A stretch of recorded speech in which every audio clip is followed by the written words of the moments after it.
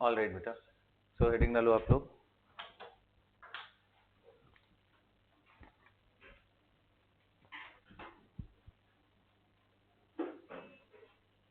Preparation. देखो अभी तक मैंने ना आपको सारे रिएक्शंस पढ़ाए हुए हैं, सो अब हम लोग प्रिपरेशन देखेंगे। सो सबसे पहला प्रिपरेशन ऑफ अल्केन ना। अल्केन का प्रिपरेशन कैसे करेंगे? ओके, ऑलराइट, कैसे बनाएंगे? तो सबसे पहले देखते हैं, बताओ सबसे पहला रिएक्शन आपने पढ़ा हुआ है, कुछ दिमाग लगाओ, कोई स्टार्टिंग रिएजेंट ले लो, उससे अल्केन कैसे बनाओगे, दिमाग लगाओ। ऐसा कोई रिएक्शन अभी तक आपने पढ़ा है जिससे, हाँ, वेरी गुड वेरी गुड, कि हमारे पास अगर अल्कीन प्रेजेंट हो या फिर अल्काइन प्रेजेंट हो, if I have taken H2 in the presence of platinum, it will form CH3, CHH, CHH and CH3। बन गया ना? लिखो hydrogenation of alkyne and alkyne, लिख लो, हेडिंग डालो hydrogenation of alkyne and alkyne.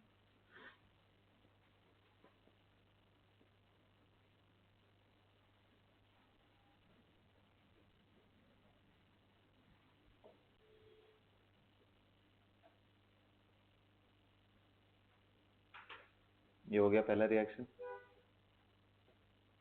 बोलिए, है ना? और कोई रिएक्शन याद करिए जिससे हमने अल्केन बनाया हो अभी तक, any other reaction if you guys, कोई और रिएक्शन याद करो, अभी तक जितने पढ़े हैं यही सब देखो, धीरे धीरे ना बेटर करेगा। नहीं देखना है इधर, कुछ रिएक्शन दिमाग में लेके आओ जो अभी तक हम लोगों ने किया हो।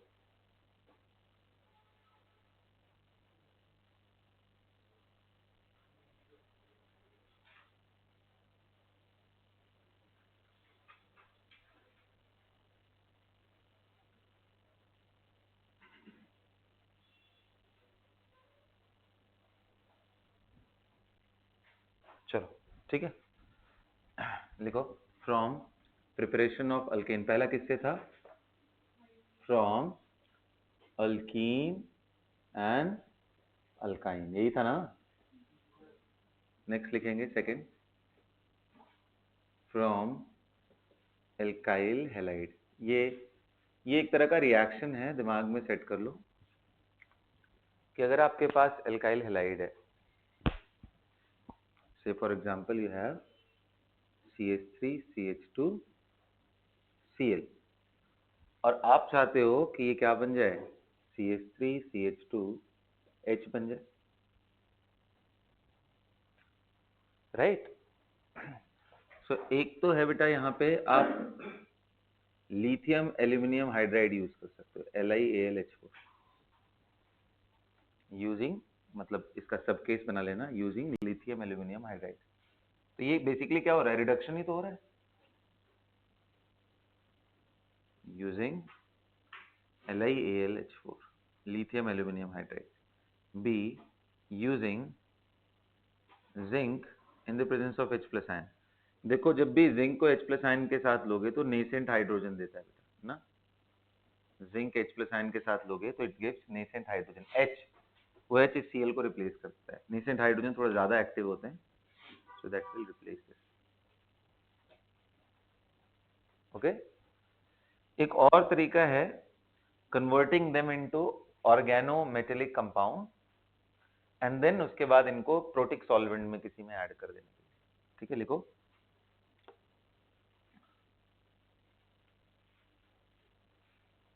formation of organometallic compound followed by addition of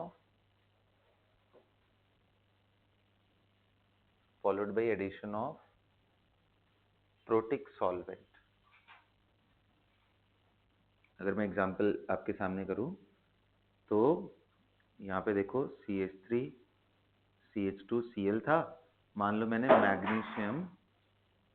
magnesium ether इसके साथ गर्म किया तो क्या बन जाएगा ये बेटा, CH3 CH2 MgBr Cl था ये ना। देखो कितने लोगों को मालूम है कि ये ग्रिग्नार्ड रिएजेंट होता है? How many of you know it is Grignard? Oxidation state इस पे -1 आएगा क्योंकि कार्बन की इलेक्ट्रोनेगेटिविटी मैग्नीशियम से ज्यादा होती है। बोलो। तो बेटा अब यहाँ पे अगर आप वाटर भी डाल दोगे ना तो आप देखो कार्बन इज ट्रिमेंडस बेसिक, तो ये वाटर का H+ आयन निकाल ले जाएगा। So you are going to get, क्या मिलेगा आपको?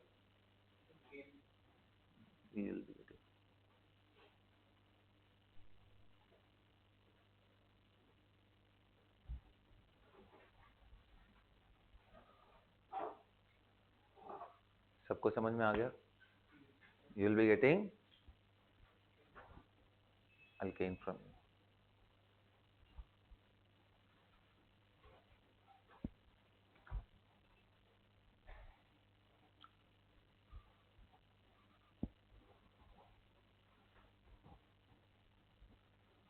सबको समझ में आ गया?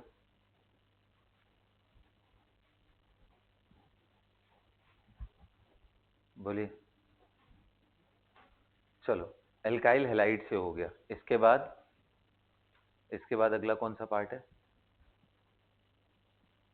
बता दो इसको। हुँ? इसके बाद लिख लो from aldehyde and ketone. Aldehyde ketone से कैसे बनाएंगे?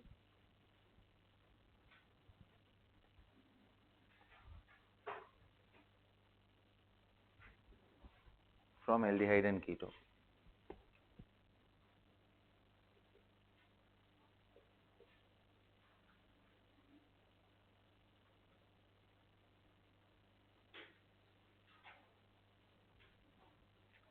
From aldehyde and ketone.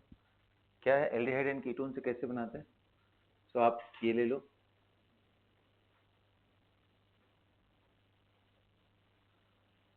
CH3 C double bond O CH3। अगर आप इसका रिएक्शन करा रहे हो किसके साथ, ध्यान देना ये डबल बॉन्ड उड़ाना है, तो जिंक मर्क्यूरी HCl। अगर आप ये ले लेते हो बेटा जिंक HCl, तो यू विल बी गेटिंग, ये जो आपका H है ये गायब, सॉरी ये O गायब होके वहां HH लग जाए। पता है इस रिडक्शन का नाम क्या है? The name of this reaction is Clemmensen reduction.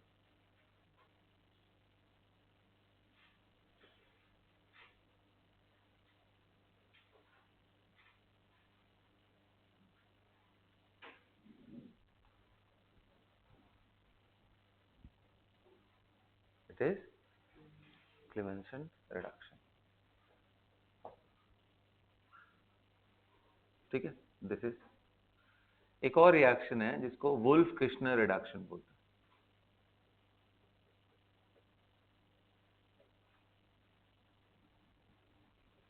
उसमें क्या लेते हैं? NH2 hydrazine in the presence of KOH and साथ में ये बड़ा सा रिएजेंट लेते हैं। क्या मिलने वाला है हमें? CH3 CH2 एंड CH2, यहाँ H, यहाँ कौन सा रिडक्शन है ये बेटा? Wolff Kishner reduction. Wolff Kishner reduction.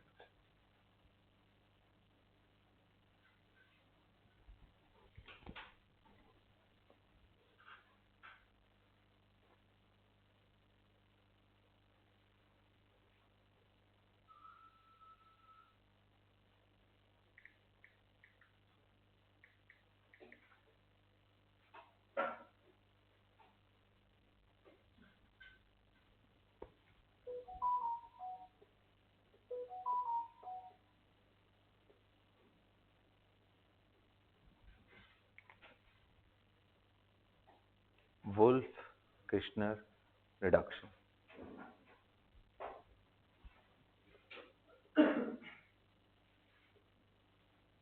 Okay, Wolff Kishner reduction. ये दोनों ही रिडक्शन ये डबल बॉन्ड O को गायब कर देते हैं, इसके जगह पे क्या ला देते हैं? HH। ठीक है, अब देखो मैं अभी ये क्या पढ़ा रहा हूँ आपको, अभी मैं पढ़ा रहा हूँ प्रिपरेशन ऑफ अल्केन में। कायदे से अगर आप ध्यान दो तो ये बेसिकली एल्डिहाइड कीटोन का रिएक्शन। तो यही रीजन है कि मैं बोल रहा था कि अगर आप रिएक्शन को टारगेट करते हुए चलोगे तो प्रिपरेशन ऑटोमेटिक कवर हो जाता है। अब जैसे पहला रिएक्शन तुम लोगों ने बताया, hydrogenation of alkyne and alkyne, वो आपने इसलिए बता पाया क्योंकि हमने रिएक्शंस पहले पढ़े हुए। तो ऐसे ही जब ये पढ़ लेंगे तो अभी हो सकता है ये थोड़ा ऑड सा लग रहा हो, वो पढ़ते पढ़ते तक ये नॉर्मल हो जाएगा। लेकिन अगर पहले से सुने रहेंगे, देखो ऑर्गेनिक केमिस्ट्री ऐसा है ना, it requires multiple phase extraction. इसका मतलब ये होता है एक बारी में आपका 10% तैयार हुआ, दोबारा पढ़ोगे फिर 10% और बढ़ जाएगा, दोबारा पढ़ोगे 5% और इंक्रीज होगा। जितनी बार पढ़ते रहोगे उतना कॉन्फिडेंस एंड क्लैरिटी, रिएक्शंस का नाम, रिएक्शन का मैकेनिज्म सेट होता रहेगा। आप अगर वन टाइम वाले बच्चे हो, एक बारी बस सोचते हो कि नहीं एक बारी में कर लूंगा पूरा खत्म हो जाएगा, तो ये चैप्टर आपके लिए नहीं है ना, क्योंकि ये फिजिकल जैसा नहीं है कि 4-5 फॉर्मूले एक बार कंसेप्ट दिमाग में बिठा लेना है, उसके बाद न्यूमेरिकल आता रहेगा।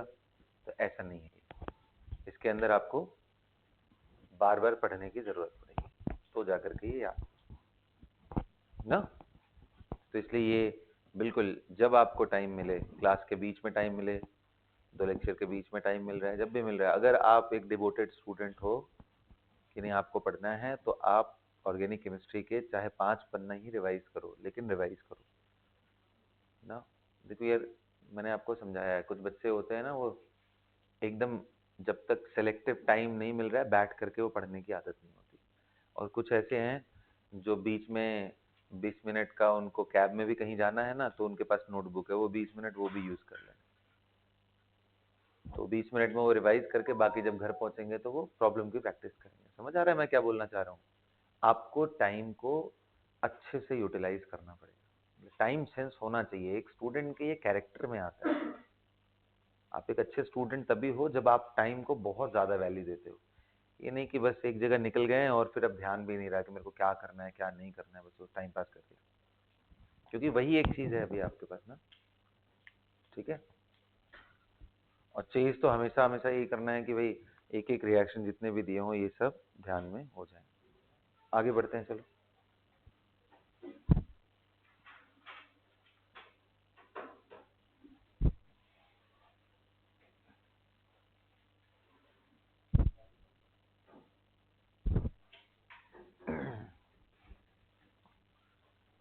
क्लियर हो गया सबको यहाँ तक? आइए चलिए, तो अब आते हैं बेटा अगला, जिसको हम लोग क्या बोलते हैं, बोलो। फ्रॉम कौन सा reaction? From aldehyde and ketone हो गया ना। अच्छा, एल्काइल हैलाइड से एक और रिएक्शन देखो मैं मिस कर गया, वो भी आप सोच सकते थे, वो भी आप सोच, क्या आपको पढ़ाया है मैंने? Wurtz reaction, Wurtz Fittig reaction, तो वो याद करना चाहिए था कि उसमें प्रोडक्ट क्या बन रहा है, अल्कीन। सो आप चाहो तो वहां पे लिख लो, या तो फिर अलग से लिख लो, लाइक जहाँ पे अल्काइल हैलाइड का हेडिंग डाला है वहां पे, right. So from alkyl halide, कौन सा रिएक्शन था वो? Wurtz reaction. Wurtz Wurtz reaction क्या होता है बेटा? जब भी हम 2 मोल अल्काइल हैलाइड को सोडियम के साथ ड्राई ईथर में, याद है, रिएक्शन कराते हैं तो क्या बनता है? CH3 CH2 CH2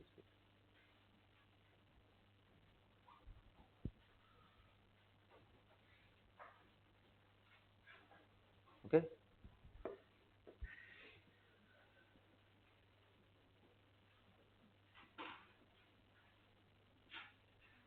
ये बताओ कौन सा रिएक्शन है?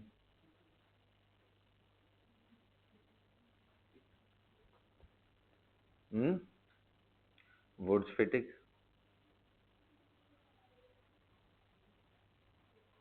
बोलो कौन सा रिएक्शन है? हाँ ये फिटिक है।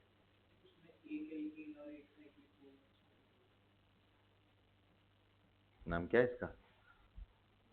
फिटिक रिएक्शन। सबको ध्यान नहीं है डबल क्यों हो जा रहा है? क्योंकि बेसिकली ऐसा होता है ना, इसके मैकेनिज्म भी मैंने आपको बताए थे, तो ये पहुंच जाएगा। ये कौन सा रिएक्शन है? फिटिक। फिर कौन सा होता है? Wurtz fitting.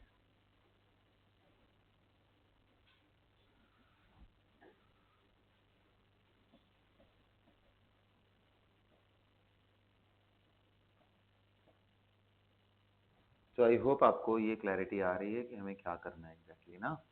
इसके लिमिटेशंस भी मैंने आपको बताए थे, याद है? वुड्स रिएक्शन के लिमिटेशंस बताए थे कि 2 डिग्री अगर 3 डिग्री हुआ तो एल्कीन मेजर प्रोडक्ट बन जाता है। ठीक है, यहाँ पे नोट करके लिख लेना, यहाँ नोट कर लेना। With 2 degree and 3 degree alkyl halide alkene is formed as major product.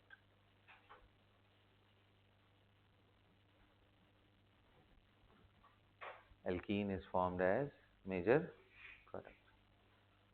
सबको क्लियर हो गया? चल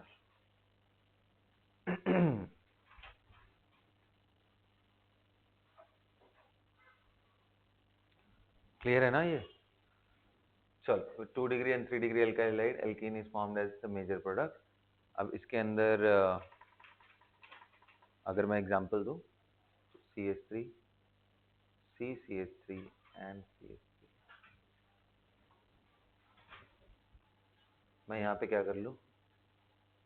सोडियम इन ईथर, क्या बनेगा?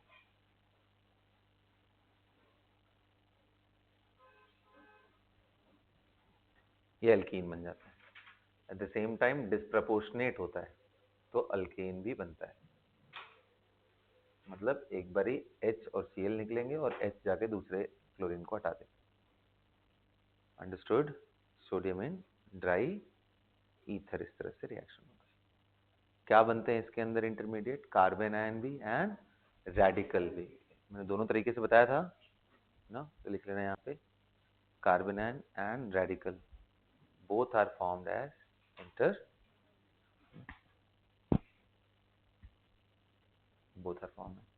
intermediate। हो गया? अब हेडिंग डालो, from carboxylic acid, from carboxylic acid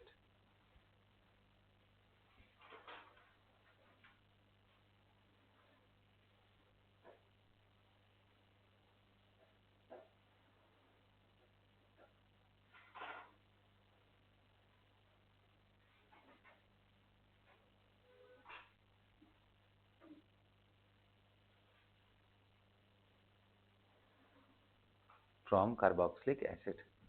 तो कार्बोक्सिलिक एसिड से कैसे बनाएंगे?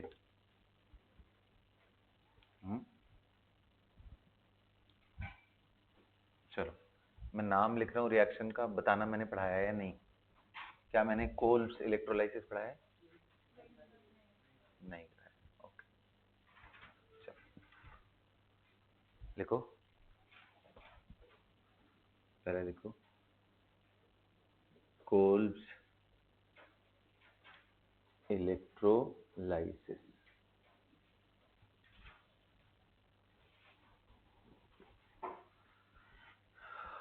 Coles electrolysis.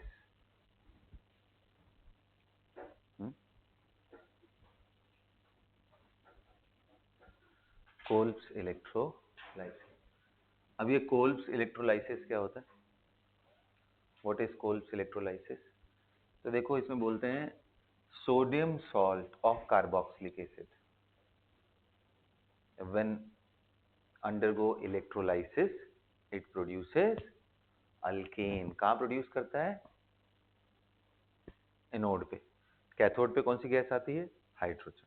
लिखो ये बात, when sodium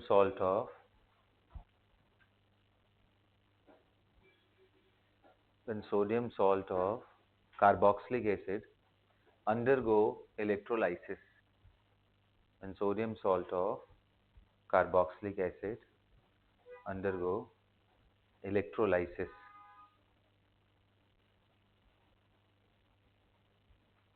undergo electrolysis then it produces, क्या प्रोड्यूस करता है ये, देन इट प्रोड्यूसेस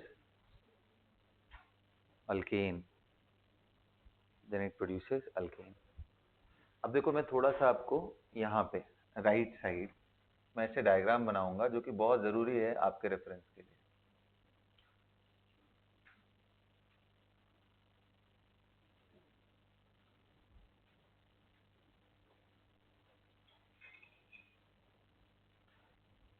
तो सबसे पहली चीज ये है इलेक्ट्रोलाइसिस में बेटा ये जो प्लेट यूज हो रहे हैं इनको इलेक्ट्रोड बोलते हैं। क्या बोलते हैं? ये पॉजिटिव टर्मिनल होता है, ये नेगेटिव, सो ये प्लस प्लस प्लस और ये माइनस माइनस माइनस। जब भी आप सोडियम सॉल्ट ले रहे हो ना, तो नेचुरली इसके अंदर क्या होने वाला है, CH3CO माइनस Na प्लस, और साथ में क्या होने वाला है, क्योंकि वाटर है तो H plus and OH minus भी आने वाला है। लेकिन आपको मालूम है कि इन दोनों का कंसंट्रेशन बहुत कम होता है। H plus and OH minus pure water में कितना होता है, 10 के power minus, H plus is 10 के power -7, OH minus is also 10 के पावर -, यही होता है ना कंसंट्रेशन में, बोलो भाई। ओके, सो अब ये देखो ये जो नेगेटिव है ये इस प्लेट की तरफ अट्रैक्ट होता है, ये भी इस प्लेट की तरफ अट्रैक्ट होता है, पॉजिटिव प्लेट। पॉजिटिव ये इधर अट्रैक्ट होता है, ये इधर अट्रैक्ट होता है। तो क्या दो दो प्रोडक्ट मिलते हैं? आंसर है ये कौन सा प्रोडक्ट मिलेगा ये काफी हद तक डिपेंड करता है उसकी रिएक्टिविटी कितनी है, एट द सेम टाइम उसका कॉन्सेंट्रेशन कितना है। तो अब मैं आपसे ये पूछूं कि बेटा एक बात बताओ, सोडियम से Na+ बनना ज्यादा आसान है या H2 से H+ बनना ज्यादा आसान है? बोलो कौन सा चीज बनना ज्यादा आसान? Na+, ये सुनो। हाँ, क्योंकि एक तो आयनेशन एनर्जी भी इसका ज्यादा, बॉन्ड भी तोड़ना पड़ेगा, यहाँ रिलेटिवली सब्लिमेट जल्दी कर जाएगा और आयनेशन एनर्जी भी बहुत कम होता है। समझ आ रहा है? ये बनना ज्यादा फेवरेबल है। इसका मतलब इसका ठीक उल्टा होना बहुत मुश्किल है।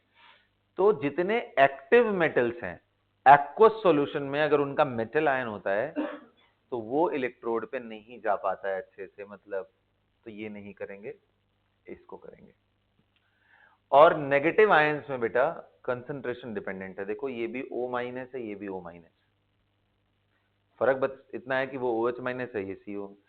क्योंकि आपने सोडियम सॉल्ट ऑफ दिस लिया है तो इसका कंसंट्रेशन ज्यादा होगा एज कंपेयर टू OH-, तो इसलिए ये इलेक्ट्रोड पे जाएगा, so this will go not this. समझ में आया? तो उस हिसाब से यहाँ पे दो इलेक्ट्रोड हैं, एक ऐसा जो पॉजिटिवली चार्ज है इसको बोलते हैं एनोड, और ये जो नेगेटिवली चार्ज है इसको क्या बोलते हैं, कैथोड। ध्यान से सुनो, अभी सेल एंड लाइसिस दोनों में अलग अलग कहानी होती है। ये क्या है हमारा, इलेक्ट्रोलाइसिस, ये इलेक्ट्रोलाइसिस है। तो मुझे यहाँ पे कहानी लिखना पड़ेगा, क्या लिखूंगा, एट एनोड। एनोड पे क्या होता है हमेशा याद रखना, एनोड पे ऑक्सीडेशन होता है। क्या होता है बेटा? ऑक्सीडेशन मतलब क्या, लॉस ऑफ इलेक्ट्रॉन या फिर इंक्रीज इन ऑक्सीडेशन नंबर, यही होता है ना। आप बताओ नेगेटिव है, ये जो पॉजिटिव प्लेट है ये उसके इलेक्ट्रॉन को खींच लेगा। अगर इलेक्ट्रॉन खींच ले गया तो क्या हो जाएगा, ये न्यूट्रल बन जाएगा। हमेशा इलेक्ट्रोलाइसिस में एकदम पेटेंट स्टेप है ये, कि आप किसी भी नेगेटिव को इलेक्ट्रोड पे ले जाकर के न्यूट्रल बनाओ। इनफैक्ट किसी पॉजिटिव को भी क्या बनाना है आपको, न्यूट्रल बनाना है, ये दिमाग में रखना। इतना आप समझ गए ना, इलेक्ट्रोलाइसिस के प्रोडक्ट आप फटाफट निकाल लोगे। सो ये बन गया डॉट। अब अगला स्टेप क्या है प्यारे बच्चों, तो ये जो डॉट है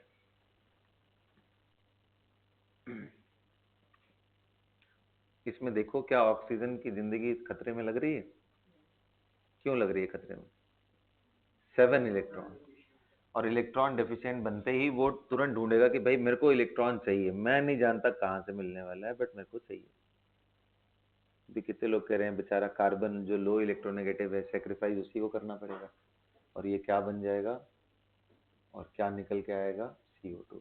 लेकिन अभी भी कहानी खत्म नहीं हुई। ये जो रेडिकल बना है, ऐसे एक नहीं हजारों लाखों रेडिकल होंगे, तो ये आपस में कंबाइन करके क्या बन जाएगा? CH3 यही हमारा प्रोडक्ट है। अब इसको दो लाने के लिए मुझे यहाँ दो लिखना पड़ेगा, यहाँ दो लिखना पड़ेगा, यहाँ दो लिखना पड़ेगा, और ये दो लाने के लिए मेरे को यहाँ 2 लिखना पड़ेगा।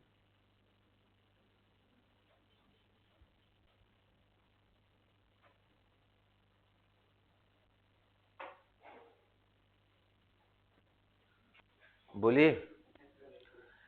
तो यानी अगर आप नेट रिएक्शन देखो, नेट रिएक्शन तो क्या हो रहा है? 2CH3COO minus is becoming CH3CH3, which is a gas. Ethane 2CO2, which is again a gas, and 2 electron. क्या ये बैलेंस है रिएक्शन? देखो ये नेट रिएक्शन एट एनोड है।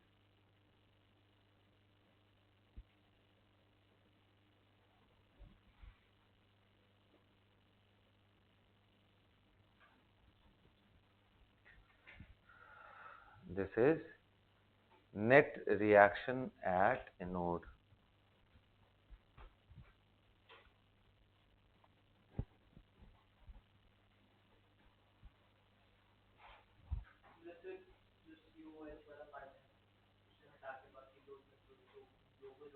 मैं शॉर्टकट समझाता हूँ। पहले जो प्रोसेस बता रहा हूँ उसको बड़े दिमाग से एकदम समझ समझ करके उसको स्टेप लिखने की आदत डालना है।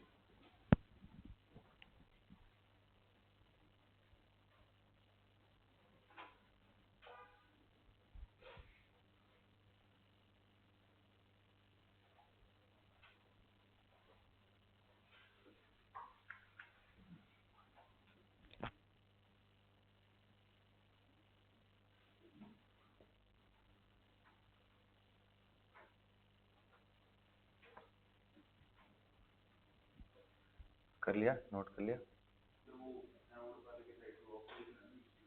हाँ, ये oxidation, loss of electron is oxidation. सब नोट कर लिया? ये सारे रिएक्शन किस पे हो रहे हैं बेटा? एनोड पे। सो कैथोड पे क्या हो रहा है? जो पॉजिटिव प्लेट है उस पे क्या हो रहा है? सो एट कैथोड,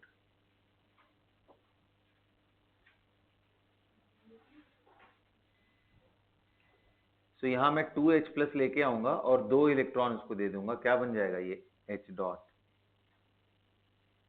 2H डॉट, जो कि कंबाइन करके तुरंत क्या बन जाएगा? H2। समझ में आ रहा है? तो आप चाहो तो इसको दो स्टेप में लिख सकते हो कि 2H plus accepting those 2 electron becoming 2H dot, and those H dot and H dot are combining together and forming H2। Net reaction क्या हो गया? 2H plus 2 electron becoming hydrogen gas at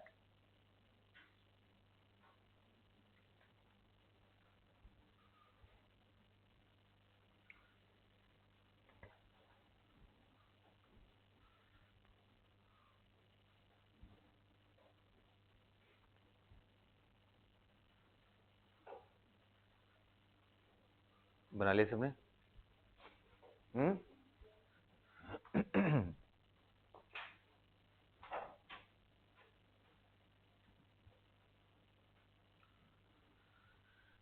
so cathode पे हो गया, anode पे हो गया। अब एक बारी क्वेश्चन पूछा था एग्जाम में, देखते हैं आप लोग क्या आंसर करते हो। लिखो तो,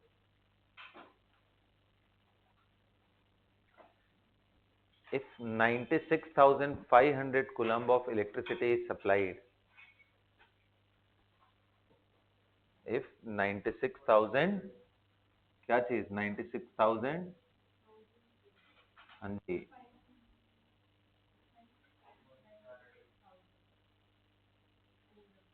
96500 coulomb, 96,500 coulomb of electricity is provided in the electrolysis of, if 96,500 coulomb of electricity is provided for the electrolysis of, for the electrolysis of, किस चीज की electrolysis, for the electrolysis of sodium acetate, for the electrolysis of sodium acetate, then find पहला number of moles of ethane evolved at anode, दूसरा total moles of different gas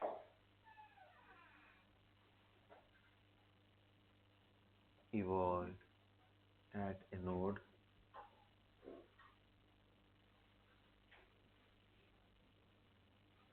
तीसरा total moles of gas evolved considering both electrodes।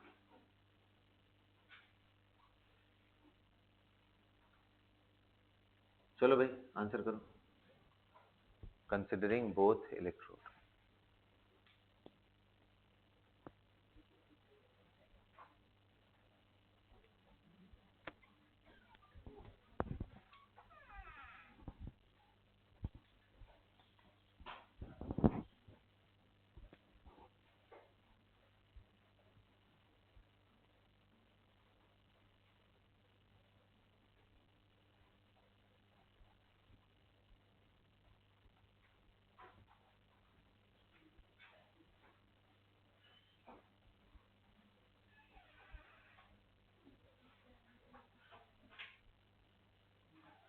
मिटा दूं?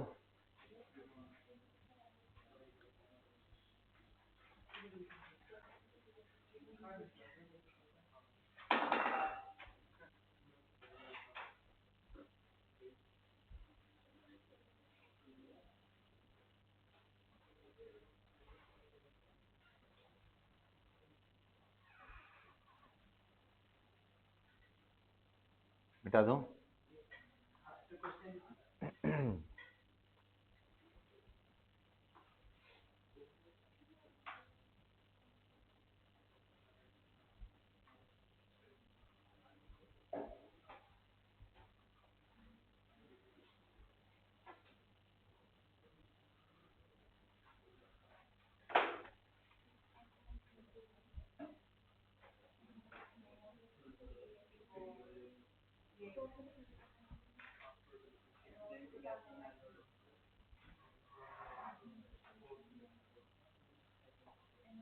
क्या आ रहा है answer? देखो, आप अगर 2 मोल ऑफ इलेक्ट्रिसिटी प्रोवाइड कर रहे हो, सॉरी 96,500 कूलम, इसका मतलब 1 मोल इलेक्ट्रॉन प्रोवाइड कर। बोलो भाई, सबको मालूम है ना number of mole of electron कैसे निकालते हैं? कितना चार्ज दिया है डिवाइडेड बाई 96500। सो ये Q का वैल्यू कितना दिया था मैंने इलेक्ट्रिसिटी, सो डिवाइडेड बाई 96, कितने मोल आ गए? 1 मोल इलेक्ट्रॉन। 1 मोल इलेक्ट्रॉन।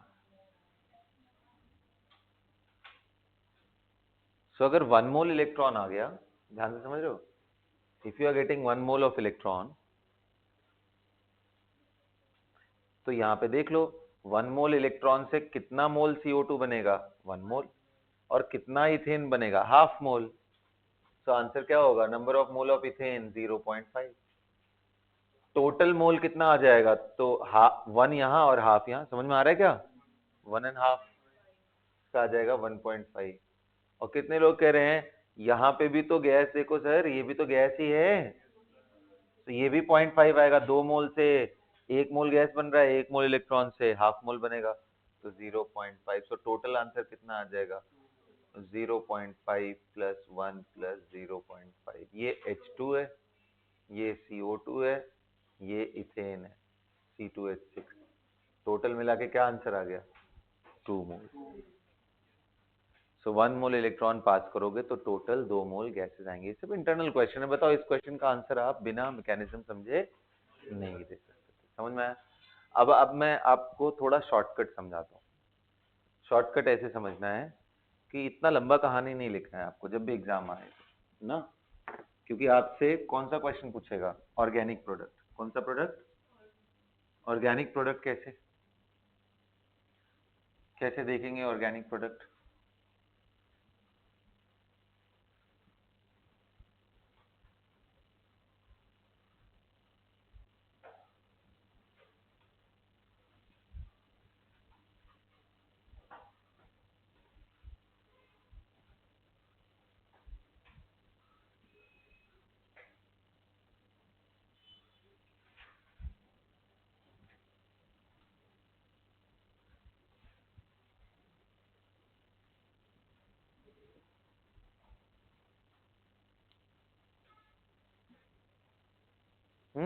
देखो आपको ओवरऑल अगर आप रिएक्शन को देखो तो उसमें क्या हुआ, तो ये जो माइनस था पहले क्या बना, डॉट, याद है, मैं इस साइड आर कर रहा हूं, चलो आर छोड़ो, मैं इसको ऐसे लिखता हूं,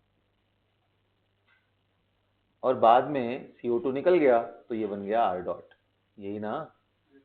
तो आपको इतना स्टेप कर लेना है, CO2 जहां दिख रहा है उसको हटा दो और बाकी कार्बन पे डॉट लगा दो, डॉट लग गया तो 2 डॉट मिल करके क्या बन जाएंगे, आर आर। समझ गए? अब जैसे एग्जाम्पल में लेके चल रहा हूं, मैं आपके सामने बोल दूं कि भाई CH3CH2 COOH, इसको मैंने NaOH के साथ रिएक्शन कराया, क्या बन गया, so this will give you sodium salt of propanoic acid. अब मैं बोल दूं कि इसकी इलेक्ट्रोलाइसिस करा दिया, है ना, तो क्या करना है आपको, तुरंत यहां से तोड़ना है, CO2 निकल जाता है ना, और ये क्या बन जाएगा, डॉट, एंड ये बन गया डॉट, और ये डॉट और एक और डॉट मिल जाएंगे ऐसे सामने, और दोनों मिलके क्या बन जाएंगे, dot dot will combine and you will get, so answer will be butane. Clear हो रहा है? बोलो। ये पहला एग्जांपल। दूसरा एग्जांपल लेके चलते हैं, ये बड़ा इंटरेस्टिंग है।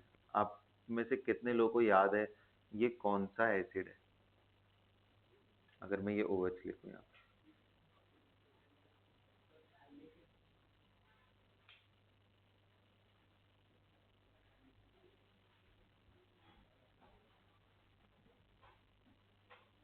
बहुत बुरी हालत है यार, पुरानी चीजें बस उड़ता जा रहा है दिमाग से, और वो सिर्फ इसलिए क्योंकि तुम लोग अपना टाइम का सही वैल्यू नहीं दे रहे हो। ये सब पता है इंटरेस्ट क्रिएट करता है। टीचर्स भी मोटिवेट डिमोटिवेट होते हैं, पता है, depending on the students response.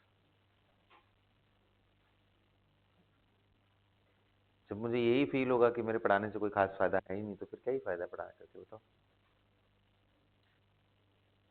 आपको अपनी ड्यूटीज एटलीस्ट इतनी करनी है कि जो पढ़ा दिया है उतना सब दिमाग में रहे, और उसके लिए क्या बहुत बड़े स्टेप लेने की जरूरत नहीं है। रिवीजन को छोटे छोटे स्लॉट में डिवाइड करो।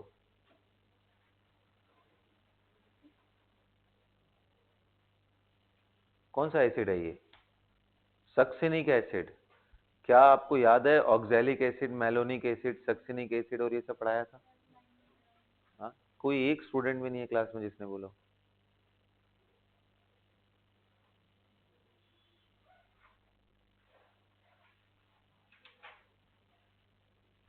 तो क्या बन जाएगा ये CH2। देखो ये क्या बनेगा, ये प्रोडक्ट आएगा। अब ये कैसे आएगा, तो आपको सबसे पहले, नहीं मैंने पहले NaOH से कराया ना, अब मैं इलेक्ट्रोलाइसिस दोनों इकट्ठे लिखते हूँ। तो आपने पहले सॉल्ट बनाया, उसके बाद यहां से ब्रेक किया, यहां से ब्रेक किया, और इन दोनों पे डॉट डॉट लगा दिया ना, यही किया होगा। और ये दो डॉट मिले तो काफी सारे स्टूडेंट गलती क्या करते हैं, वो बोलते हैं कि सर ऐसा दूसरा भी डॉट आएगा, फिर ये आपस में कंबाइन कर देंगे। एक बात बताओ, ये कंबाइन करने का चांस कोलिजन से ही होता है ना। ये कोलिजन होने में टाइम ज्यादा लगेगा, ये यही डॉट है, यही बगल में डॉट है, ये दोनों कंबाइन कर जाए, इसमें टाइम ज्यादा लगेगा, किसमें लगेगा, कोलिजन होने में। तो मतलब ये रिएक्शन आपस में करने में ज्यादा बिलीव रखेगा एज कंपेयर टू, मतलब kinetically it will be faster. अगर ये फास्ट हो गया तो ये प्रोडक्ट आएगा, और आपको नेचुरली CO2 तो आएगा ही ना। कितने मोल आएंगे, क्या आएंगे, वो तो डिपेंड करेगा क्या कंडीशन ले रखा है। सबको समझ में आ गया? हाँ, चलो एक और एसिड देखते हैं आप लोगों को कितना याद है। ये एसिड बताओ, what is the name of this acid?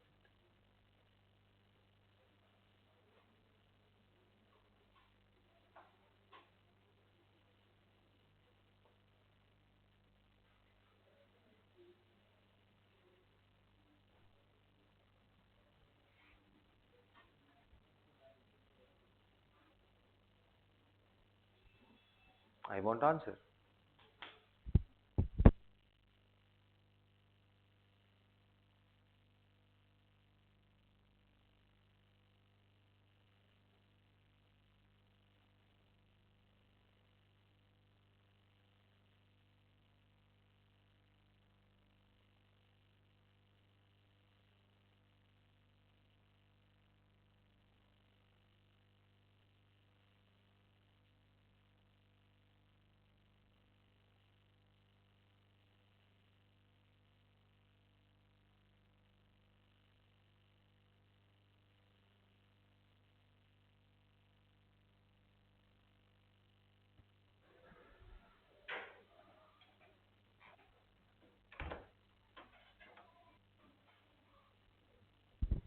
What is the name of this? Maleic acid. Fumaric होता है अगर ये ट्रांस हो जाए, so this is maleic acid.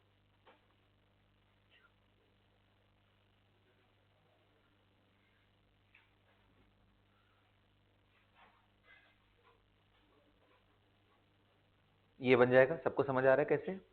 फिर से वही कि ये ब्रेक होने के बाद यहाँ डॉट और यहाँ डॉट आएगा। अब ये दूसरे मॉलिक्यूल से कोलाइड करने से पहले खुद से कोलाइड कर जाएगा, तो ना, तो इसमें अल्केन तो नहीं बना। सो अल्केन कब बनता है? जब नॉर्मल कार्बोक्सिलिक एसिड हो, मतलब सैचुरेटेड वाले जो भी हो वो रहे। ठीक है, बन तो हाइड्रोकार्बन ही रहे। सबको समझ में आ गया? बोलिए। हाँ, चलो बहुत बढ़िया है। एक इसी के साथ और रिएक्शन में आपको समझाता हूं। अगर आपके सामने कोई भी चीज आ जाए ऑक्सीजन से रिलेटेड, वो चाहे OH, C डबल बॉन्ड हो ना, CO, इनमें से कुछ भी हो, कोई फर्क नहीं पड़ता। इफ इट इज RCH2OH या RC double bond O RCH3 या RC double bond O OH, कुछ भी हो जाए बेटा, इनमें से कोई भी फंक्शनल ग्रुप हो जाए RC डबल बॉन्ड OH, आपने अगर यहाँ पे HI ले लिया है, वेरी पावरफुल रिड्यूसिंग एजेंट।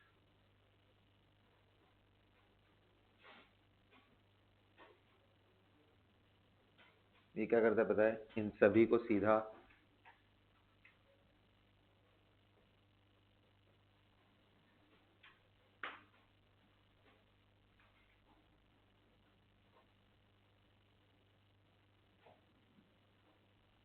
सीधा ये सारे ऑक्सीजन से रिलेटेड चीजें हटा करके सिर्फ एच एच लगा देगा।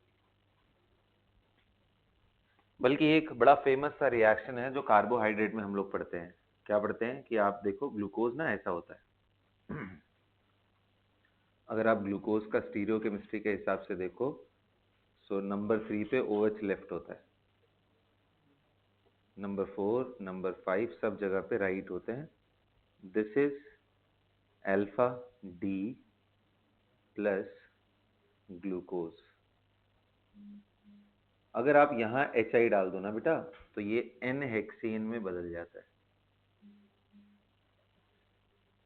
N hexane, can you imagine? It is that great. इतना पावरफुल रिड्यूसिंग एजेंट। ठीक है, सो विद क्लियर हो गया। हाँ, सो हम लोग क्या सीख रहे थे कि कार्बोक्सिलिक एसिड, ये नोट पॉइंट करके लिखना है, power of note. HI is very powerful reducing agent. It will reduce alcohol, aldehyde, ketone, carboxylic acid into alkane.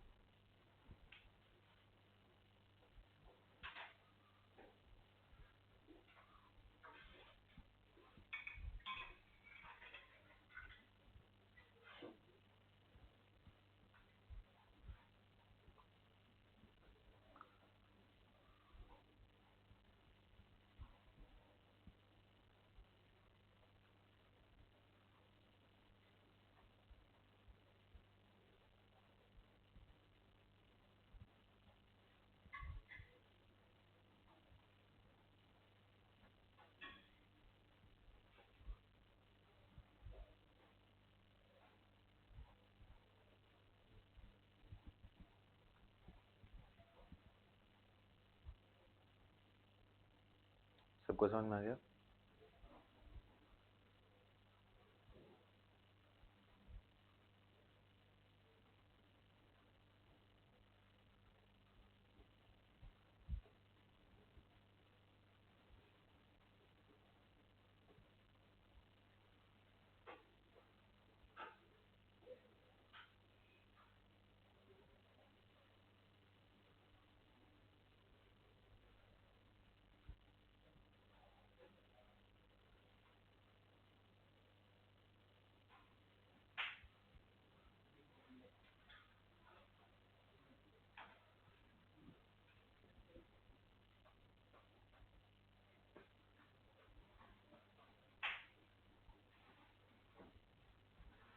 कर लिया सबने? अगला लिखो, डिकार्बोक्सिलेशन यूजिंग सोडा लाइम।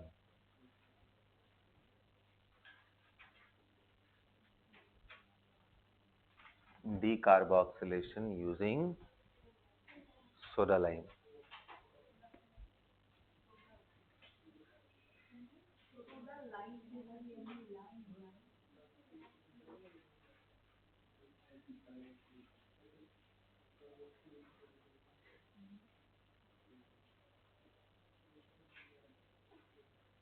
है ना? Decarboxylation using soda lime. देखो बेटा, हमारे पास CH3 अगर COOH है और आप यहाँ पे NaOH एंड CaO लेके गर्म कर रहे हो, फ्यूज कर रहे हो, तो ये पूरी चीजें निकल करके मीथेन बन जाता है। CO2 निकल गया, क्या बन गया? वो CO2 NaOH के साथ रिएक्ट करके Na2CO3 sodium carbonate they they. Normal acid base reaction. Okay, normal acid and base reaction.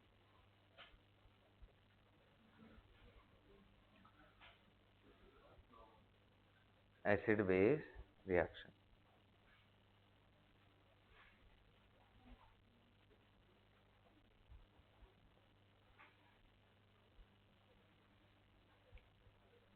समझ में आ रहा है सबको?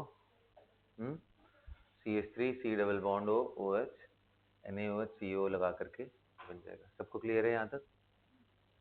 ओके जी। अब इसका मैकेनिज्म समझ लेते हैं कैसे होता है। ओके, तो बताओ सबसे पहला काम क्या है जो आपने NaOH लिया है, is more basic, so NaOH सबसे पहले एसिड एंड बेस, ये दोनों आपस में रिएक्ट करके क्या बनाएंगे?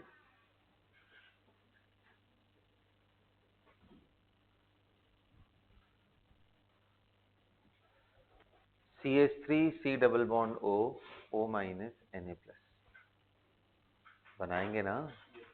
बोलिए, बनाएंगे ना बेटा? ओके,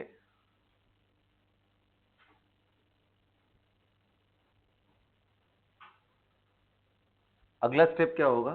क्योंकि आपने इतना स्ट्रांगली हीट किया है और ऊपर से NaOH है आपके पास,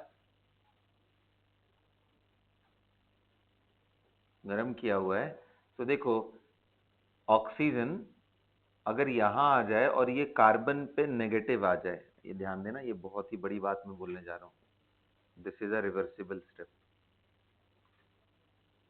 ये चांस है CO2 निकलने का। ये जो CO2 है ये निकलता इसलिए है क्योंकि it is consumed by NaOH, NaOH के साथ रिएक्ट करके क्या बन गया? CO, नहीं तो ये रिएक्शन पीछे आ जाता। So this is very very slow, this is extremely slow and reversible। इसी स्टेप के लिए ही हमें क्या करना पड़ा है? हीटिंग करना पड़ा है। और ये पॉसिबल इसलिए है क्योंकि बेस था, अगर बेस नहीं रखते तो कार्बन पे नेगेटिव पॉसिबल होता ही नहीं है, और वैसे भी इतना करने के बाद भी बहुत difficult, it is not so easy to get carbon. And ये कार्बन आयन जो पहले H2O बना था उसके H को ले जाएगा, क्योंकि आपको मालूम है this is extremely basic, so we will get methane and OH minus will be. तो इसलिए मैंने बोला कि चुपचाप ये CO2 निकाल दो, H जोड़ दो, बस यही करना है आपको। सोडा लाइम इंटरमीडिएट क्या बन रहा है इस रिएक्शन का? ये बात लिखो, carbon ion intermediate is form. हाँ जी, carbon ion intermediate is form.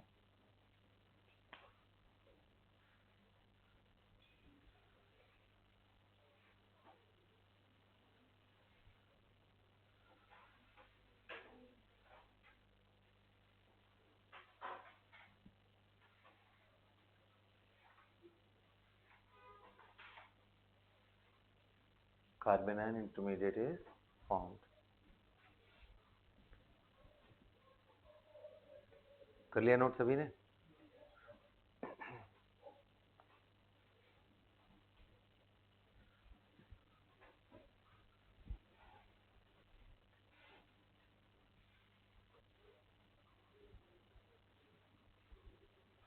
बता दूं?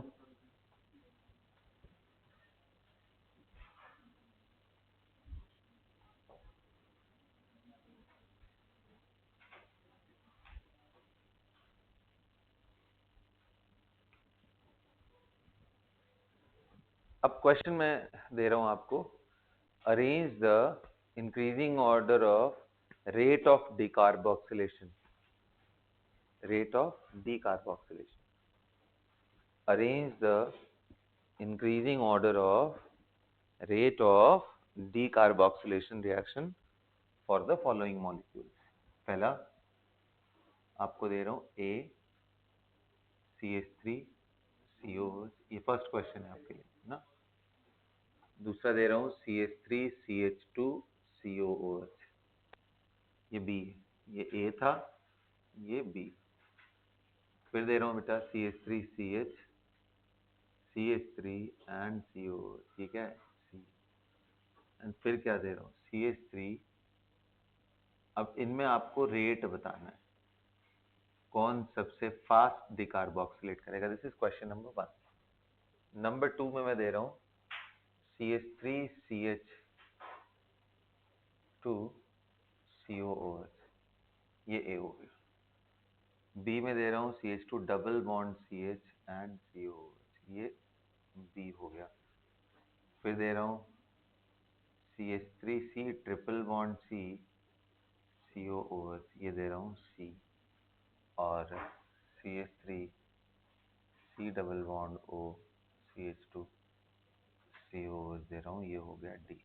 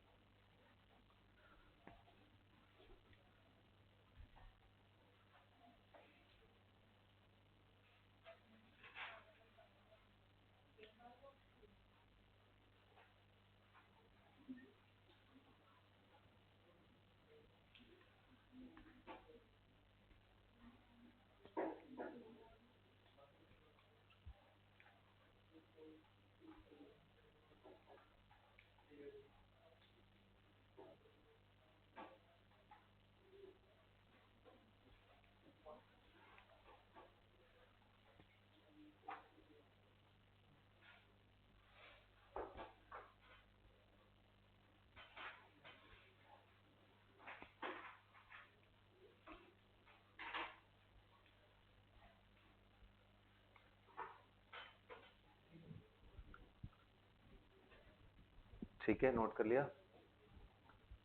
क्या आएगा आंसर? पहले वाले में क्या आएगा आंसर?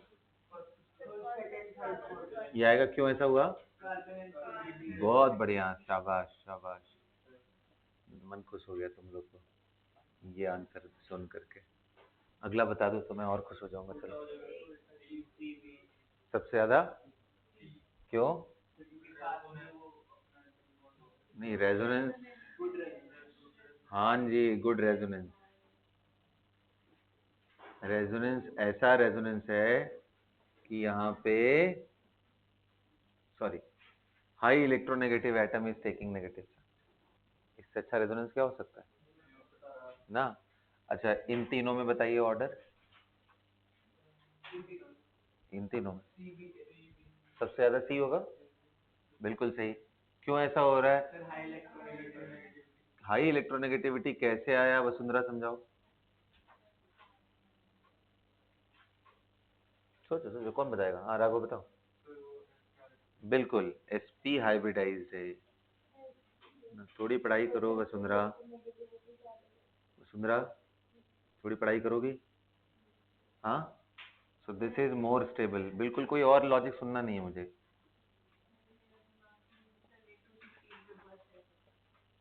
वो सब समझ में आ रहा है मुझे, घबराओ मत। कल से मैं ना और पहले ही पूछूंगा। तो फिर ये तुरंत बोलना चाहिए ना, कार्बेनॉन जब पता है स्टेबिलिटी ज्यादा है तो क्यों ज्यादा होगा, दिमाग चलना चाहिए। चल अगला। ठीक है, सो ये हमारा टॉपिक खत्म हो गया किसका? Related to.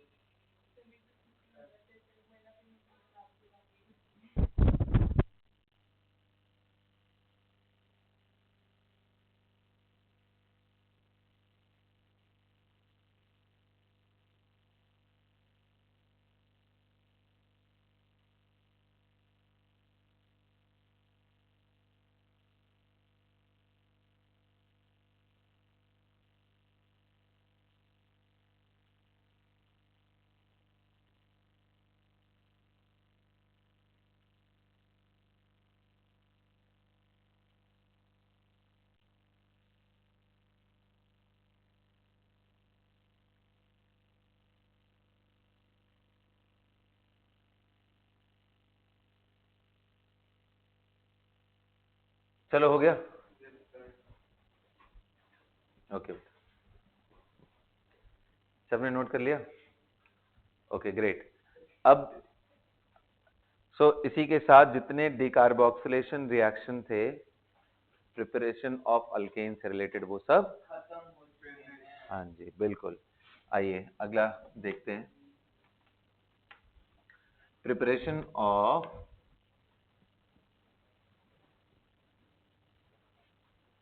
क्या था बेटा? ये अल्केन था, ये था ना? Preparation of alkane. अब हेडिंग डालो प्रिपरेशन ऑफ। नहीं, उससे पहले मैं ना रिएक्शन ही खत्म कर देता हूँ अल्केन के। अल्केन के हालांकि मैंने पहले ही पढ़ा दिए हैं काफी सारे, लेकिन फिर भी जो भी बचा हुआ उसको लिखो, रिएक्शन ऑफ अल्केन। अब मैंने आपको क्या क्या पढ़ा रखा है? सबसे पहला पढ़ा रखा है मैंने हेलोजिनेशन, याद है? चलो जल्दी बता दो इसका प्रोडक्ट क्या होगा। यहाँ पे अगर मैं Br2 H न्यू ले लूं, क्या प्रोडक्ट आएगा? वेरी गुड, यहाँ पे क्या आएगा? Br plus HBr। सबको क्लियर हो गया? अच्छा जी, वो सारा बाकी कहानी याद है ना, फ्लोरिनेशन क्लोरिनेशन। वेरी गुड, अगला लिखो,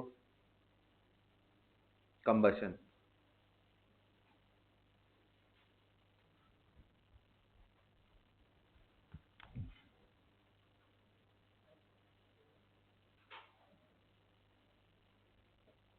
कंबशन रिएक्शन ऑफ क्या चीज? Combustion reaction of what? Alkane. देखो वैसे बताऊं, लिखने के लिए अल्केन लिख रहा हूं बेटा, लेकिन कोई भी ऑर्गेनिक मॉलिक्यूल ये फॉलो करता है। अगर आपके पास CnH2n प्लस 2 है एंड आपने ऑक्सीजन से कराया, कंप्लीट रिएक्शन, गर्म किया, इग्नाइट किया, तो CO2NH2O बनता है। अब बैलेंसिंग कर लेना अपने हिसाब से, ठीक है। अब एग्जांपल अगर इसका मैं देख, CH4 plus O2 form CO2NH2, balancing कर लेना, यहाँ 2 हो जाएगा ना, और यहाँ भी 2 हो जाएगा। ऐसे ही CH3 ले लोगे एंड ऑक्सीजन ले लोगे तो ये भी बन जाएगा CO2 प्लस H2O, यहाँ पे 3 और यहाँ पे 2, 7/2, ठीक है। ये पहला, दूसरा, and like that you can. ये तो हो गया कंप्लीट ऑक्सीडेशन ना, लेकिन मैं कंट्रोल्ड ऑक्सीडेशन की बात करना चाहूंगा। कंट्रोल्ड ऑक्सीडेशन,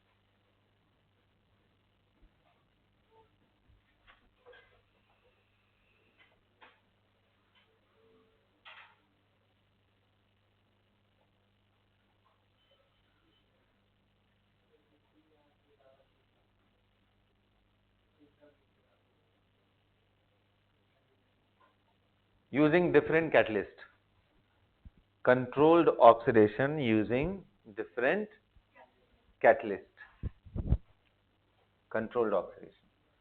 सो अगर कंप्लीट ऑक्सीडेशन होता है तो उसमें ये मिल रहा है, लेकिन बेटा अगर कंट्रोल्ड करोगे, चलो मैं एक एक ये 4 रिएक्शन लिखवाऊंगा और यही 4 एग्जामिनेशन में पूछे जाते हैं, पांचवा कोई कंट्रोल्ड ऑक्सीडेशन नहीं है। सबसे पहला, अगर मीथेन ले लिया, कॉपर के प्रेजेंस में गर्म कर दिया, टेम्परेचर अभी मैं आपको लिखवा दे रहा हूं, तो ये बनता है मिथेनॉल। दूसरा, यही अगर आपने CH4 लेकर के मॉलिब्डेनम MO2O3 के प्रेजेंस में गर्म कर दिया, तो ये बनता है फॉर्मल्डिहाइड। देखो, अल्कोहल, एल्डिहाइड। यही अगर आपने इथेन लेकर के मैंगनीज का एसीटेट CH3CO होल ट्वाइस, इसके साथ गर्म कर दिया मैंगनीज का, तो ये कार्बोक्सिलिक एसिड बन जाता है। एंड फोर्थ, देखो जनरल अल्केन का कोई रिएक्शन नहीं होता KMnO4 के साथ, क्योंकि इसमें कोई पाई बॉन्ड नहीं है। लेकिन अगर ऐसा यूज करोगे which is 3 degree, which have 3 degree hydrogen, ये KMnO4 से रिएक्ट हो करके अल्कोहल में कन्वर्ट हो जाता है। सो ये कंट्रोल्ड, ठीक है। सो कॉपर के केस में टेम्परेचर मैं आपको लिखवा दे रहा हूं, कितना है 523 kelvin and 100 atmospheric pressure. 523 kelvin and 100 ATM pressure. अगर ऐसा कंडीशन लाओगे तो बनेगा। देखो कितना रिदमिक है ना, alcohol, aldehyde, carboxylic acid and then again alcohol, ठीक है। ओके, याद कर लेना, इनमें कोई मैकेनिज्म नहीं है बेटा, ये सीधा सीधा याद रखना है कि KMnO4, हाँ CH3 लिया है ना बेटा, ये तो ये बनता है बेसिकली CH3CO। याद रहेगा सबको?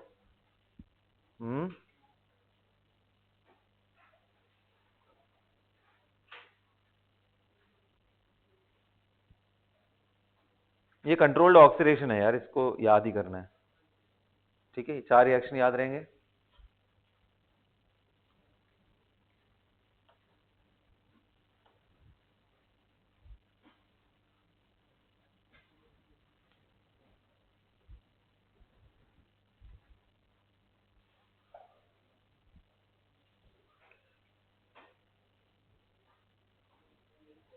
इसके बाद अगला इंपॉर्टेंट रिएक्शन आता है जिसको बोलते हैं aromatisation.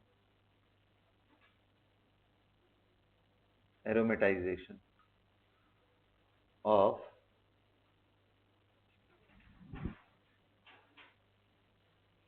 alkane having 6 or higher carbon ना। जैसे मान लो मैंने हेक्सेन दे दिया, CH3 CH2 का होल्स 4 एंड CH3।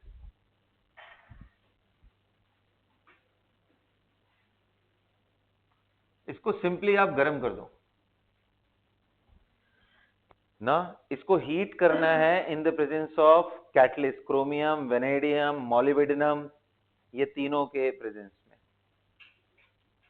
तीनों में से कोई भी हो चाहे, Cr2O3 और MO2O3 और V2O5, इन तीनों में से कोई भी हो जाए, मोलिब्डेनम है, एट 773 केल्विन गर्म करना है। टेम्परेचर कितना है? 773 केल्विन एंड प्रेशर बहुत हाई नहीं है, इट इज रफली अराउंड 10 to 28।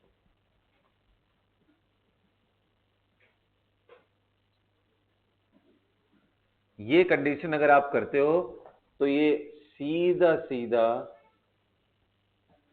हाँ जी, एरोमेटिक बेंजीन बन जाता है।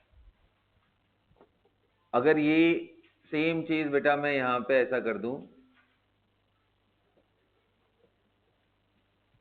और आपको बोल दूं कि यहां MO2O3 लेकर के गर्म किया है, तो ये क्या बन जाएगा? टॉलुइन। 7 कार्बन था तो टॉलुइन बन गया।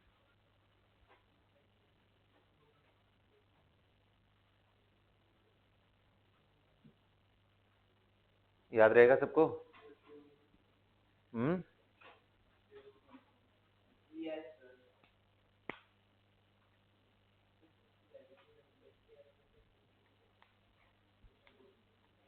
7 मेंबर्ड में एरोमेटिक कहाँ होता है जी? न्यूट्रल कंपाउंड में 6 ही बनता है ना, न्यूट्रल। 7 मेंबर्ड में ट्रोपाइलियम बनता है, तो कैटायन कहाँ से बनेगा? कोई आपने सॉल्वेंट नहीं लिया है ना, तो इसलिए यही बनता है। ठीक है, नेक्स्ट रिएक्शन देखेंगे हम लोग, which is again very very important, isomerization reaction. Isomerization, इतना नोट करो जल्दी।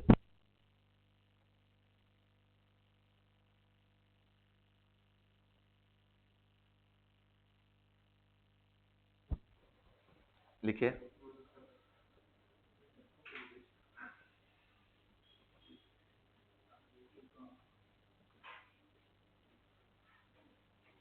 Isomerisation reaction. अब देखो इसमें ना, जो नॉर्मल अल्केन होते हैं उनको अगर AlCl3 और HCl के प्रेजेंस में हीट कर दो तो ब्रांचिंग क्रिएट हो जाती है, बेसिकली आइसोमर बन जाता है। लिखो, लिखो ये बात, स्टेटमेंट लिखो। एन अल्केन का मतलब क्या हुआ? Normal alkane. हाँ, आइसोमराइजेशन रिएक्शन नीचे लिखना है अपना, देखो इसी में लिखो, n alkanes on heating in the presence of anhydrous aluminum chloride and hydrogen chloride gas. An alkane on heating in the presence of anhydrous aluminum chloride, anhydrous aluminum chloride and hydrochloride, hydrogen chloride gas, HCl gas यार, okay?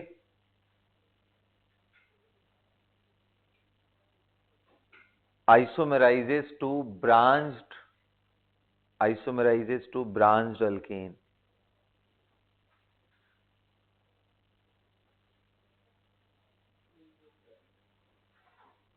ठीक है, तो अब जैसे मान लो मेरे पास, यहां पे ध्यान से सुनो, मान लो मैंने ले लिया है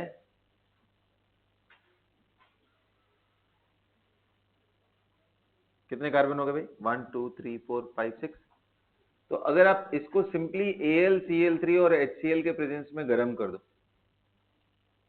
तो आप देखो एनसीईआरटी में ये लाइन लिखा हुआ है कि ये ब्रांचिंग ब्रांच्ड चेन कंपाउंड में चेंज हो जाएगा। नोट कर लो। अब ये ब्रांचिंग कोई रैंडम ही होती है बेटा, ऐसा नहीं है ना कि एक जगह फिक्स्ड है, ऐसा कोई जगह नहीं है, इसका भी कोई मैकेनिज्म हमें नहीं पड़ता है, ये सब रैंडम रिएक्शन है। प्लस अदर माइनर प्रोडक्ट वो भी बनते हैं, बट ये दोनों मेजर है।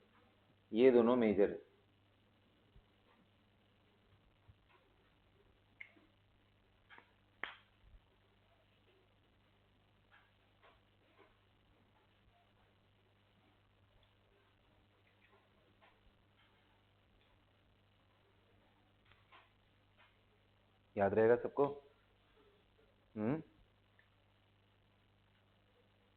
ओके।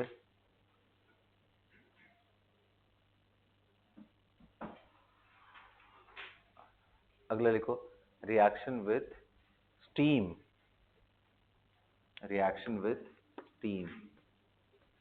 और ये आपने रिएक्शन जो मैं अभी पढ़ाने जा रहा हूँ स्टीम के साथ, ये आपने पहले भी पढ़ रखा है। You guys remember कहाँ पे? हाइड्रोजन टॉपिक में।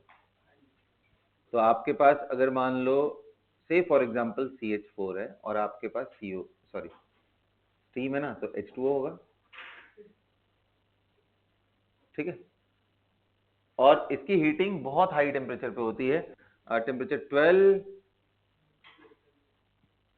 बोलो 73 केल्विन। इतने हाई टेम्परेचर मतलब 1000 डिग्री के आसपास गर्म करोगे, 1200 डिग्री के आसपास गर्म करोगे, तो ये ब्रेक डाउन करके CO प्लस H2 गैस बनाता है। So it forms mixture of CO and H2। पता है CO एंड H2 के इक्विमोलर मिक्सचर को क्या बोलते हैं? सिनगैस बोलते हैं, SYN, सिनगैस ना। CO एंड H2 का इक्विमोलर मिक्सचर इसको क्या बोलते हैं? सिनगैस। तो जैसे ये मैंने दिया ऐसे ही बेटा CH3 भी लोगे तो इसका भी प्रोडक्ट यही आएगा, H2O at that high temperature. अब आप समझ लो ये गैस ही होंगे सब ना, इतने हाई टेम्परेचर पे तो गैस ही होगा। ये बन जाएगा अगेन CO, 2 कार्बन था तो 2 CO बन जाएगा, जितने हाइड्रोजन होंगे उसके हिसाब से ये H2 गैस बन जाएगा। सभी के सभी इस फॉर्म में। मान लो इनमें से कुछ नहीं हुआ ना, तो नॉर्मल पाइरोलिसिस जो लास्ट रिएक्शन है इसका, मान लो कोई रिएजेंट नहीं लिया है, रैंडमली आपने ऐसे लेकर के गर्म कर दिया, नहीं अगर एकदम किसमें अगर गर्म कर दिया ना यहाँ पे, depending on the number of carbon, ये रैंडमली टूटता है, रैंडम प्रोडक्ट होता है, बगल बगल से हाइड्रोजन गायब होके ये बन जाएगा अल्कीन। नहीं, लेकिन कैटलिस्ट के प्रेजेंस में ना इसमें कुछ नहीं कर रहा है। और एरोमेटेशन तब होगा ना जब 6 कार्बन हो या 7 कार्बन हो, उससे पहले वाला क्या करेगा? रैंडमली टूट जाता है, कभी कभी बीच से ब्रेक कर जाएगा, ये कुछ भी रैंडम प्रोडक्ट बन जाते हैं इसके अंदर। पायरोलाइसिस, हीट के प्रेजेंस में किसी चीज का टूटना, ब्रेक डाउन होना। तो इसलिए ये रिएक्शन इंपॉर्टेंस नहीं रखता है, लेकिन आप इतना ध्यान रखना कि अब टूट जाता है बीच बीच से, तो इसमें कई सारे प्रोडक्ट आपको देखने को मिलेंगे। ओके प्यारे बच्चों, so with this we are done with the preparation of, बोलो, अल्केन। हो गया? हाँ, ओके। सो बाकी के जो भी अल्कीन के रिएक्शन है ये अगले टॉपिक में यानी अल्काइल हैलाइड में आएगा ही, सारा का सारा ही पढ़ने के लिए। सो एल्कीन एंड बेंजीन, बेंजीन का एक रिएक्शन है उसको ध्यान रखना यार प्रिपरेशन में, जिंक डस्ट से। मैं बोलूंगा कि एनसीईआरटी एक बारी देख लेना, ठीक है? हाँ जी, एकदम एकदम आपको इस चैप्टर के लिए पढ़ना है, क्योंकि मैं क्वेश्चन दूंगा ना तो सारे टॉपिक का मिला करके दूंगा। ओके, तो इसलिए एक बारी आप एनसीईआरटी पढ़ लो, आगे रिएक्शंस आएंगे वो मैं पढ़ाऊंगा, लेकिन हाइड्रोकार्बन का मैं पेपर बनाऊंगा। That's it everyone, that's all for the class.